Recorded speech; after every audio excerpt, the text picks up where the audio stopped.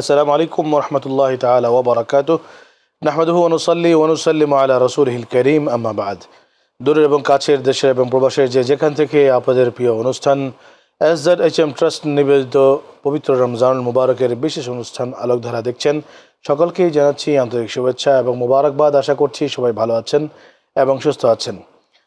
আজকের এই অনুষ্ঠানে আমরা যাকে নিয়ে আমাদের আজকের আলোচনা অনুষ্ঠান চালিয়ে যাব এবং যিনি আপনাদের প্রশ্নের উত্তরগুলো প্রদান করার চেষ্টা করবেন, তিনি হচ্ছেন শান্তিনগর জামে মসজিদ চট্টগ্রামের সম্মানিত খতিব এবং মাদ্রাসায়ে গাউসুল আজম মেজভান্ডারী সম্মানিত প্রভাষক মুফতি আল্লাম মাওলানা মুজিবুল হক। আসসালামু আলাইকুম ওয়া রাহমাতুল্লাহি ওয়া বারাকাতুহু। ওয়ালাইকুম আসসালাম ওয়া রাহমাতুল্লাহি ওয়া বারাকাতুহু। মোহতারাম, আপনি জানেন যে আমাদের পবিত্র রমজানুল মুবারকে যে সকল আমলগুলো আমরা করে থাকি, সেই সমস্ত আমলগুলোর মধ্যে গুরুত্বপূর্ণ অনেক আমল রয়েছে, যেগুলোর প্রত্যেকটি এক একটি আমল নিয়ে কিন্তু এক একটি পর্ব আমাদের চলে যাচ্ছে প্রত্যেক দিন। তো সেই ধারাবাহিকতায় আমরা আজকে কোন বিষয় নিয়ে কথা বলবো, সেই বিষয়টি চলুন আমরা দেখে আসি। কোরআন তেলাওয়াতের ফজিলত। রমজান এবং কোরআন একই সুতোয় গাঁথা দুটি রত্ন। এই সেই মাস যাতে নাজিল হয়েছে মানব জাতির চিরন্তন মুক্তির সনদ। কোরআন কেবল অক্ষরের সমাহার নয়, এক ঐশী নূর যা হৃদয়ের অন্ধকার দূর করে। সূরা ফাতির বলছে, যারা আল্লাহর কিতাব পাঠ করে তাদের প্রতিদান কখনো নষ্ট হয় না। আধুনিক প্রজন্মের চঞ্চল মনে প্রশান্তি আনতে কোরআনের কোনো বিকল্প নেই। তাসাউফের ভাষায় কোরআন তেলাওয়াত হল সরাসরি স্রষ্টার সাথে কথা বলা। প্রতিটি আয়াতে মিশে আছে জীবন গঠনের দিক নির্দেশনা। আসুন এই রমজানে ধুলো জমা কোরআনখানি খুলে বসি, নিজের আত্মাকে আলোকিত করি সত্যের আলোয়। প্রিয় দর্শক, আজকের বিষয় আমরা অবশ্যই আপনাদেরকে জানাতে পেরেছি বলে আশা রাখছি। আজকের বিষয় হচ্ছে রমজানে পবিত্র কোরআন মাজিদের তেলাওয়াত। মোহতারাম, পবিত্র কোরআন মাজিদ আল্লাহ রাব্বুল আলামিন নাজিল করেছেন শুধুমাত্র যে তেলাওয়াতের জন্য তা নয়, বরং এটি হচ্ছে সারাটি জীবনের একটি বিধান আল্লাহ রাব্বুল আলামিনের পক্ষ থেকে।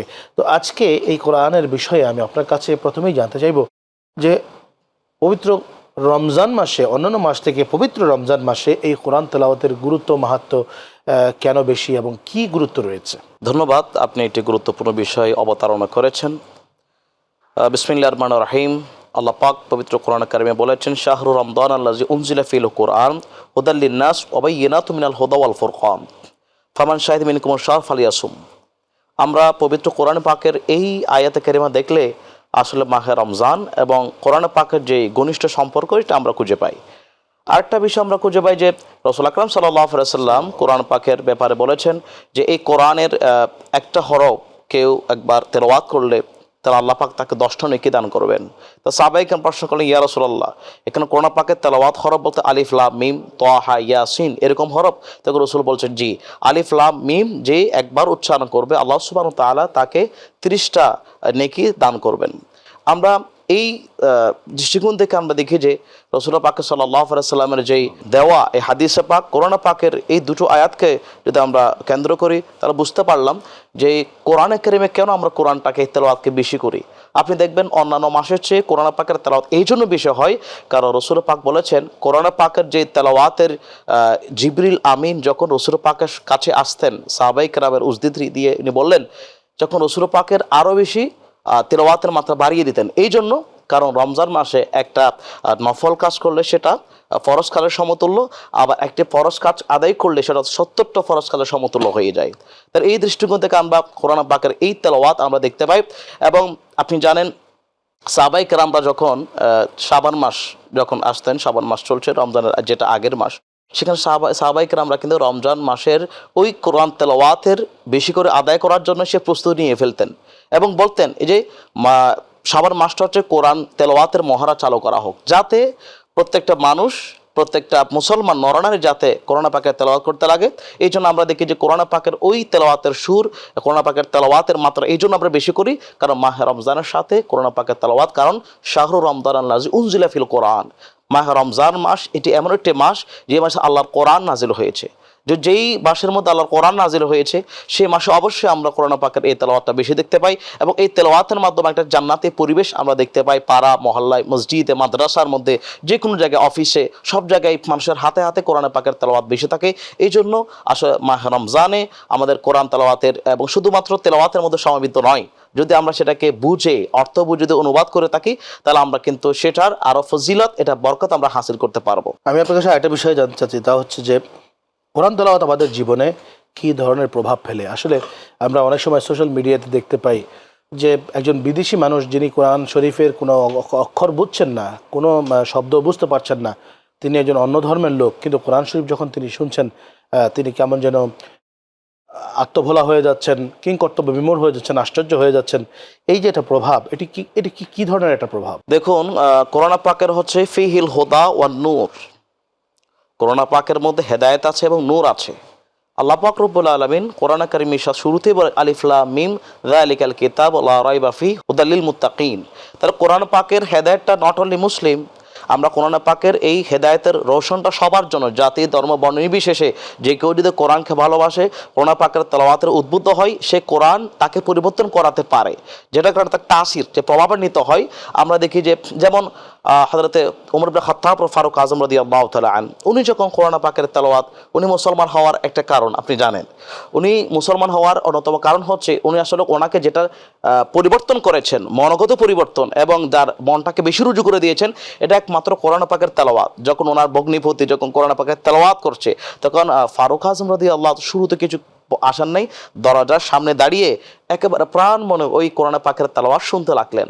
কিন্তু তার কাছে এত বেশি ভালো লেগেছে, পরবর্তীতে তিনি বলছেন যে না, আমি তো তোমাদেরকে মারধর করলাম, দেখলাম তাকে মারধর করার পরও কোনো পরিবর্তন নেই। তখন বলা ফারুক আযম বলতে লাগলো, আচ্ছা বলো তো দেখি, তুমি যে আমি আসার আগে একটা তেলাওয়াত, একটা আমি কণ্ঠ, আমি একটা সুর শুনতে পেয়েছি, এটা কিসের? তখন বলা ওনার ভগ্নিপতি বলতে লাগলেন, এটা কোরআন পাকের তেলাওয়াতের সুর, এটা কোরআন পাকের আয়াত। এই আয়াত পাক যখন উনি তেলাওয়াত করা শুরু করলেন, ফারুক আযম রাদিয়াল্লাহু তাআলার মধ্যে একটা প্রভাব বিস্তার হয়েছে। ওনার ওই কোরআন পাকের তেলাওয়াতের ধাক্কাটা এমন পরিবর্তন করে দিয়েছে, তখন ফারুক আযম রাদিয়াল্লাহু তাআলা বলতে লাগলেন, আমাকে তোমরা ওই নবীর কাছে নিয়ে যাও যে রাসূলের কাছ থেকে তোমরা কোরআন পেয়েছো। সুবহানাল্লাহ। আমি আপনার কাছে এবার এই পর্যায়ে জানতে চাইব, পবিত্র লাইলাতুল কদর, লাইলাতুল কদরের রাতে কোরআন তেলাওয়াতের ফজিলত কি? কোরআন পাকের মধ্যে আল্লাহ সুবহানাহু ওয়া তাআলা একটা পরিপূর্ণ একটা সূরা নাজিল করেছেন, ইন্না আনজালনা ফি লাইলাতুল কদর ওয়া মা আদরাকা মা লাইলাতুল কদর লাইলাতুল কদর খায়রুম মিন আলফি শাহর। তাহলে আমরা দেখি যে কোরআন পাকের এই কদরের রাতে আল্লাহ পাক রব্বুল আলামিন কোরআন নাজিল করেছেন, এবং এই কদর এই জন্য আলফি শাহর বলা হচ্ছে যে রোজাদার ব্যক্তি, উম্মতে মুহাম্মাদি, আল্লাহর বান্দা, যদি কেউ একটা রাতটাকে যদি গুরুত্ব দেয়, কোরআন তেলাওয়াতের মাধ্যমে শুধু রাতটাকে সে কাটিয়ে দিতে পারে কোরআন দরসেল কোরআনের মাধ্যমে, তাহলে সে 1000 মাসের চেয়ে অপেক্ষা এটা অনেক উত্তম বলা হচ্ছে। ঠিক একইভাবে কোরআন তেলাওয়াত করলো আল্লাহ পাক রব্বুল আলামিন যদি অন্যান্য মাসের চেয়ে এই একটা কোরআন তেলাওয়াতের কারণে এক রাতের মধ্যে অন্য 1000 মাসের কোরআন তেলাওয়াতের চেয়ে এই একটা মাস ওনাকে বেশি পাবে, ওনাকে ফজিলতময় করবে এবং ওনাকে বেশি প্রভাবান্বিত করবে। এই জন্য আমরা কদর রাতের মধ্যে কোরআন পাকের এই, এবং আপনি আরেকটা গুরুত্বপূর্ণ দিক দেখতে পারবেন, প্রায়শ অধিকাংশ আমরা যখন খতমে তারাবি আদায় করে থাকি মাহে রমজানে, এবং সে খতমে তারাবির আমরা শেষ করে থাকি কিন্তু লাইলাতুল কদর রাতে, যে রাতের মধ্যে যেহেতু এই যে এমন একটা রাত ফেরেশতারা চলে আসেন, কোরআন পাকের তেলাওয়াত শ্রবণ করেন, এই জন্য প্রত্যেক মুসলিম মা ম্যাক্সিমাম আমরা দেখি যে ওই রাতটাকে কেন্দ্র করে খতমে তারাবি সম্পন্ন করার চেষ্টা করে। আসলে আপনাকে অসংখ্য ধন্যবাদ। আসলে পবিত্র রমজানুল মুবারকে কোরআন মাজিদ হচ্ছে আল্লাহ রাব্বুল আলামিনের পক্ষ থেকে যে অপার একটা নিয়ামত, সেই নিয়ামতকে পরিপূর্ণভাবে যেন আমরা নিজেদের বুকে ধারণ করতে পারি, সে তৌফিক আল্লাহ দান করুন। প্রিয় দর্শক, আমরা আমাদের অনুষ্ঠানের এ পর্যায়ে আমাদের দ্বিতীয় সেগমেন্ট নবী রাসূলদের জীবনীতে চলে যাচ্ছি।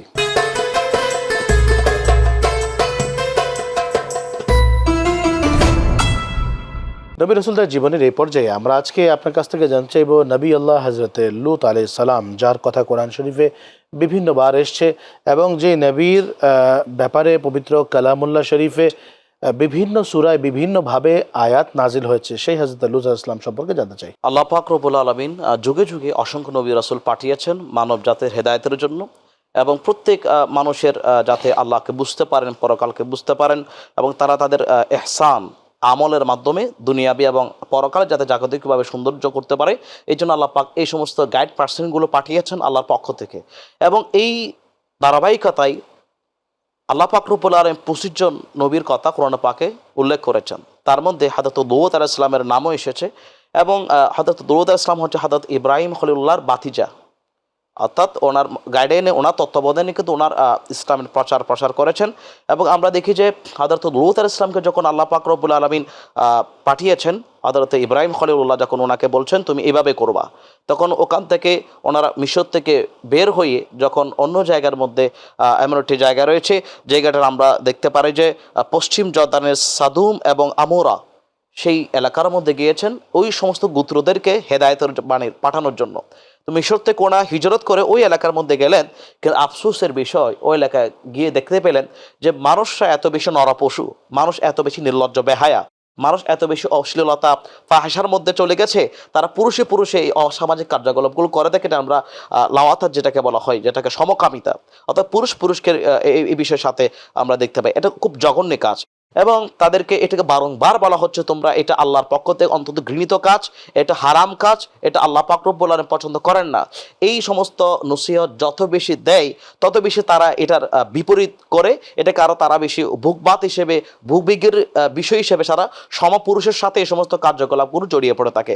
আমরা দেখি যে কোরআন পাকের মধ্যে বলা হচ্ছে ওমা খানা জওয়াব কওমিহি, যখন বলা হচ্ছে লূত ইসলাম যখন বলছে তাদেরকে, ওই সমস্ত উম্মতদেরকে, ওই শ্রেণী গোষ্ঠীটাকে বললেন যে তোমরা এই কাজ পরিহার করো, এখান থেকে ফিরে আসো।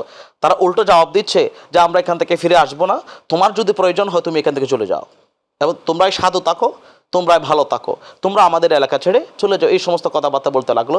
তো একবার বলো, দুইবার বলে, এরপরে আল্লাহ পাক রব্বুল আলামিন পবিত্র কোরআনে পাকের মধ্যে আমরা এটাই দেখতে পাই যে আল্লাহ বলছেন যে তোমরা শোনো, আইন্নাকুম লাতাতুনা রিজাল, যে তোমরা পুরুষের সাথে যে এই কাজগুলো করছো, তোমরা কি এই পথটাকে বেছে নিচ্ছ আজীবনের জন্য, কোরআন পাকের মধ্যে এসেছে। তখন তারা এখান থেকে কোনোভাবে ফেরত আসছে না। পরবর্তীতে তখন উনি অনেক বড় পেরেশান হয়ে যখন আল্লাহর দরবারে ফরিয়াদ করছেন, আল্লাহরে তাআলা কি করতে পারে, আসলে হেদায়েত করতে লাগলেন। এরপর এক পর্যায়ে আল্লাহ পাক রব্বুল আলামিন আল্লাহর পক্ষ থেকে 3 জন ফেরেশতা এসেছেন। 3 জন ফেরেশতা এসে তারা মানবীয় আকৃতি ধারণ করে তারা হযরত লূত ইসলামের কাছে এসেছেন। উনি তো মেহমানদারি করতেন, মেহমানদারির মাধ্যমে করতেন। হযরত ইব্রাহিম আলাইহিস সালাম কিন্তু মেহমানদারি করতেন। আপনি জানেন ওনার দস্তারখানার মধ্যে মেহমান ছাড়া কখনো বসতেন না, এবং যখন কোনো কেউ যদি না আসতো হযরত ইব্রাহিম খলিলুল্লাহ বাজারে যেতেন, বাজারে গিয়ে মেহমান দড়ি আনতেন। কিন্তু একইভাবে একদিন দস্তারখানার মধ্যে দেখতে পেল যে 3 জন মানুষ এসেছে, 3 জন ফেরেশতা খাওয়া দাওয়া করার পরে তখন তারা এই বিষয়ে আলাপ করতে লাগলো যে আমরা আল্লাহর পক্ষ থেকে 3 জন ফেরেশতা এসেছি এবং তার মাধ্যমে। তখন এখান থেকে হযরত লূত আলাইহিস সালামের কাছে গেলেন, যাওয়ার মাধ্যমে তখন তিনি জিজ্ঞাসা করলেন যে আপনারা এখনও পরিচয় দেওয়া হচ্ছে না। অবশেষে ওনার ঘরের মধ্যে অবস্থান করলেন। ঘরে অবশ্যই অবস্থান করার পরে কিন্তু ওই যে গোত্র, তারা তো আসলে তাদের দৃষ্টিটা কটু, খারাপ দৃষ্টিতে দেখে তারা। তখন এই 3 জন ফেরেশতা তো আসলে এমন যুবকের বেশি এসে, তারা খুব সুন্দর, একেবারে দেখতে ভালো সুন্দর, একেবারে সাদা ফর্সা উজ্জ্বল একটা নূরানি চেহারার মতো দেখা যাচ্ছে। তখন এই 3 জন লোককে নিয়ে যখন, 3 জন ফেরেশতাকে নিয়ে যখন হযরত লূত ইসলাম তার ঘরের মধ্যে যাচ্ছিলেন, তাদের নজরে পড়েছে। নজরে যখন পড়ার পরে তখন তারা সবাই বলা বলে শুরু করে দিতে লাগলো যে লূত ইসলামের ঘরে এমন 3 জন সুদর্শন এবং সুন্দরী পুরুষ এসেছে, তোমরা কে কোথা, তোমরা চলে আসো। এটা বলার পরে তখন তারা কিন্তু একটা মনে করেন যে একজন আসামিকে ধরতে গেলে যেভাবে ঘেরাও করে থাকে, ঠিক একইভাবে ওই এলাকার যারা মানুষ ছিল তারা সবাই, পুরুষ যারা আছে সবাই এসে ওই ইব্রাহিম অর্থাৎ লূত ইসলামের ঘরটাকে চারপাশ থেকে আবদ্ধ করে তারা বলতে লাগলো যে তোমার ভেতরে যেই পুরুষ এসেছে 3 জন, তাদেরকে আমাদের কাছে ছেড়ে দিতে পারো। হযরত লূত ইসলাম বললেন না না, দুই চোখের পানি যে বললেন আমি তো আসলে, ওরা তো আমার মেহমান, আমি মেহমানকে আমি কখনো তোমাদের কাছে সুপর্দ করতে পারি না। এক পর্যায়ে বাড়াবাড়ি করতে গিয়ে তারা কিন্তু দেওয়াল টপকে যখন তাদের কাছে গেল, তখন এই ফেরেশান যখন দেখতে পেলেন তখন ওই ফেরেশতারা মুখ খুললেন। লূত ইসলাম বললেন আপনি টেনশন করার কোনো আপনার দরকার নাই, আল্লাহর পক্ষ থেকে আমরা 3 জন ফেরেশতা আসলাম, জিবরিল, মিকাইল, ইসরাফিল, 3 জন ফেরেশতার নামে দেওয়া আছে। তারা এটার মাধ্যমে তখন সাথে সাথে অ্যাকশন দেওয়া শুরু করলেন এবং হযরত লূত ইসলামকে বললেন আপনার পরিবারের পরিজনরা এই রাতে আপনারা চলে যাবেন, ভোরবেলায় আমরা এটার গজব শুরু হয়ে যাবে। তো আপনি দেখেন যে হযরত লূত ইসলামের যেটা স্ত্রী ছিল সে কিন্তু ততটা পাশ করেছে এবং তাকে বলে তার স্ত্রী এখানে নিয়ে যেতে হবে, এবং সেটা বলে দেওয়ার পরে সাথে সাথে এই আল্লাহর পক্ষ থেকে গজব নাজিল শুরু হয় এবং কওমে লূত এটা একটা সম্প্রদায় আছে যে কৌমলুদটা অত্যন্ত ঘৃণিত, এবং এটা গজব দেওয়ার মাধ্যমে আল্লাহ এটাই বলছেন যারা এই সমস্ত গরিহিত কাজে লিপ্ত হয়ে যাবে, সমকামিতা এবং আপনি পাশ্চাত্য বিশ্ব নানা বিষয়ে আমরা এখনো পর্যন্ত এই জেন্ডারে মিলিত হওয়া এই সমস্ত কার্যক্রম আমরা দেখতে পাই। এটা অত্যন্ত মুসলমানদের জন্য এবং গোটা জাতির, নট অনলি মুসলিম, গোটা মানবিকভাবে দৃষ্টিকোণ করলে এটা একটা বড় অন্যায় অপরাধ। লূত ইসলামের একটা বার্তা ছিল যে এখান থেকে ফিরে আসা। অবশ্যই আমি আপনার সাথে এর সাথে একাত্মতা ঘোষণা করে বলবো যে হযরত লূত ইসলামের কওমের ঘৃণ যেই পাপাচারের কারণে তাদেরকে আল্লাহ রাব্বুল আলামিন ধ্বংস করে দিয়েছেন, এবং ধ্বংসের প্রক্রিয়াটাও ছিল অত্যন্ত ভয়ঙ্কর। তাদেরকে প্রথম আসমান পর্যন্ত তাদের ওই এরিয়াটা কেটে উঠিয়ে নিয়ে উল্টো করে কিন্তু ফেলে দেওয়া হয়েছে। আল্লাহ রাব্বুল আলামিন যেন এই ঘৃণ কাজ থেকে আমাদেরকে বিরত থাকার তৌফিক দান করেন, আমিন। প্রিয় দর্শক, আমরা এই পর্যায়ে আমাদের তৃতীয় সেগমেন্ট তথা রমজান জিজ্ঞাসায় আমরা চলে যাচ্ছি।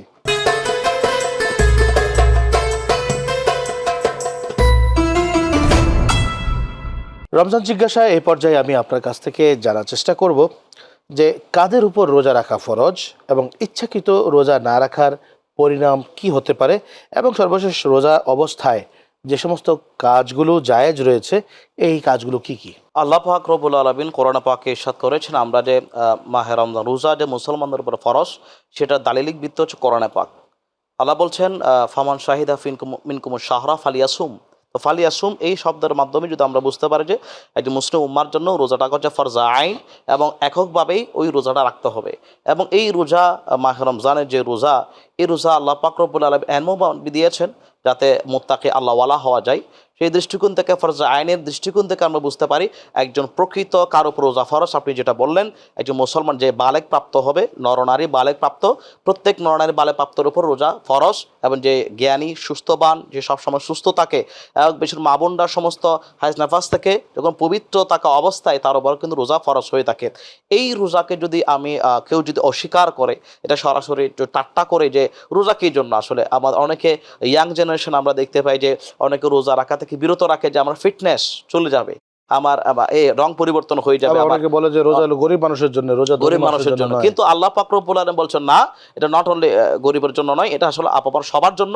এবং এই সমস্ত শর্ত যার কাছে পাওয়া যাবে, এবং কেউ হাসি ঠাট্টা করলে, এটাকে অস্বীকার করলে কাফের হয়ে যাবে। আবার যদি কেউ ইচ্ছাকৃতভাবে সেটাকে অমান্য করে বড় ফাসেক, বড় গুনাহগার হবেন। আপনি জানেন যে কেউ ইচ্ছাকৃতভাবে যদি কেউ রোজা আসলে কি ভঙ্গ করে ফেলে, সেটার একটা শাস্তি আল্লাহ পাকের শরীয়তে যে মাসাইলের মধ্যে এখানে দেওয়া হয়েছে। সেই দৃষ্টিকোণ থেকে আমরা মনে করি যে রোজা এই সমস্ত ব্যক্তির উপর রোজা ফরজ। এরপর আমরা দেখি যে কেউ যদি ফরজ রোজাকে ভেঙে ফেলে, বা আপনি যেটা বললেন যে আপনার কথার মাধ্যমে যে অনেকে এই গরিবের জন্য, অনেকে বা এটা আমাদের জন্য নয়, যারা বিভিন্ন রিচ ফ্যামিলির সন্তানরা বলে থাকে, আমি বলবো যেটা বিধিবিধান শরীয়তের বিধান, এটা খুব ভয়াবহ অবস্থা। যারা রোজা রাখবেন না তাদের বিষয়ে বলা হচ্ছে কেউ যদি ইচ্ছাকৃতভাবে রোজা ভেঙে দেয়, তাহলে তাকে কাজা এবং কাফার উভয়টা ওয়াজিব হয়ে যাবে তার উপর। কীভাবে আমরা দেখি, কাজা তো অবশ্যই করতে হবে, কাফারটা কীভাবে হতে থাকে আমরা দেখি যে তাকে লাগাতার 60টা রোজা রাখতে হবে। একেবারে আমরা যদি চিন্তা করি যে মাঝখানে একটা দুটো যদি মিসিং হয়ে যায়, তাহলে তাকে আবার শুরু থেকে রাখা শুরু করতে হবে। তবে এক্ষেত্রে মা বোনদের যেটা প্রয়োজনীয়, তারা যদি অসুস্থ অবস্থায় থাকে তাহলে তাদেরকে এটাকে রিভাইভ করতে হবে না, আবার রিফিউজ করতে হবে না। তাহলে আমরা দেখি যে এরপরে যদি কেউ এই অপশনের মধ্যে যদি না পারে, 60 জন মিসকিনকে দুবেলা খাবার বিতরণ করার মাধ্যমে তার এই রোজার কাফারাটা আদায় করতে হবে। এবং আমরা সর্বপ্রথম যেটার অপশন রয়েছে একটা গোলাম আজাদ করা, যেহেতু এটা বর্তমান সময় আমরা খুঁজে পাই না, সেই দৃষ্টিকোণ থেকে আমরা দেখি যে কেউ রোজা অমান্য করলে, রোজা ইচ্ছাকৃতভাবে ছেড়ে দিলে, সে কাজা এবং কাফার উভয়টা ওয়াজিব হয়ে যায়, এবং আল্লাহ পাকের কাছে সবচেয়ে এটার শাস্তি ভয়াবহ হতে পারে। আপনাকে অসংখ্য ধন্যবাদ মোহতারাম। আমরা জানি যে আমাদের শাহনশাহ জিয়াউল হক মাঝভান্ডারী ট্রাস্ট নামে যে পেজটি রয়েছে, এই পেজের মাধ্যমে আমাদের এই অনুষ্ঠানগুলো প্রচারিত হয়, এবং সেই পেজে অনেক দর্শনার্থী যারা দেখে থাকেন, ভিজিটর আছেন, এবং তারা এই অনুষ্ঠানগুলোতে বিভিন্ন প্রশ্ন করে থাকেন। তো সেই প্রশ্নগুলোর মধ্যে থেকে আমরা এই পর্যায়ে একটা প্রশ্ন নিব। প্রিয় দর্শক, আমাদের অনুষ্ঠানের এবারের বিশেষ সেগমেন্ট মিডিয়া থেকে প্রাপ্ত প্রশ্নোত্তর পর্ব রুহের আয়নায় আমরা চলে যাচ্ছি।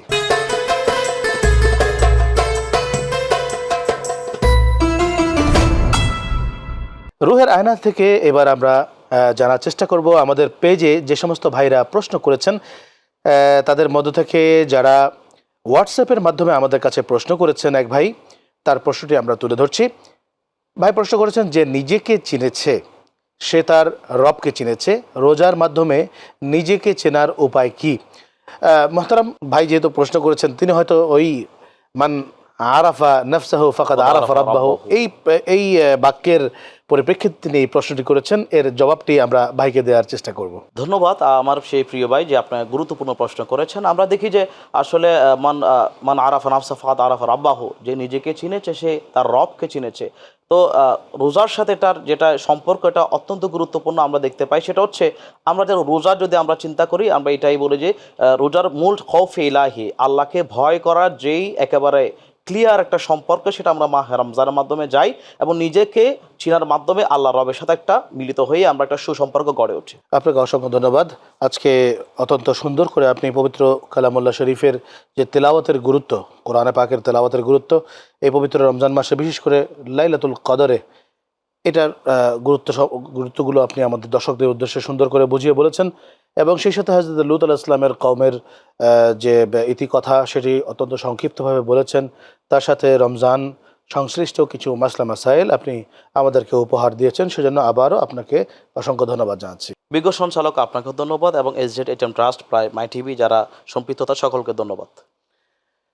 প্রিয় দর্শক, আমরা এতক্ষণ যাবৎ মাওলানা মুজিবুল হক সাহেবের কাছ থেকে অত্যন্ত সুন্দর করে পবিত্র রমজানুল মুবারকের যে অন্যতম একটি ইবাদত, তা হচ্ছে পবিত্র কালামুল্লাহ শরীফের তেলাওয়াত, এবং সেই সাথে পবিত্র লাইলাতুল কদরের একটা বিশেষ গুরুত্বপূর্ণ ইবাদত সম্পর্কে জানলাম।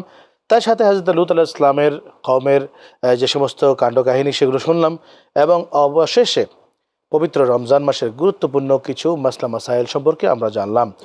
পবিত্র রমজানুল মুবারক আমাদেরকে দেওয়া হয়েছে নিজের জীবনকে সমস্ত পঙ্কিলতা থেকে মুক্ত করে আত্মশুদ্ধি এবং শারীরিক শুদ্ধি সব কিছু অর্জন করার জন্যে। তাই এই আজকের আলোচনা থেকে আমাদেরকে আল্লাহ রাব্বুল আলামিন এর পাথেয় গ্রহণ করে রমজানের পরিপূর্ণ হক আদায় করার তৌফিক এনায়েত করেন। আমিন। ওয়াসসালামু আলাইকুম ওয়া রাহমাতুল্লাহি ওয়া বারাকাতুহু।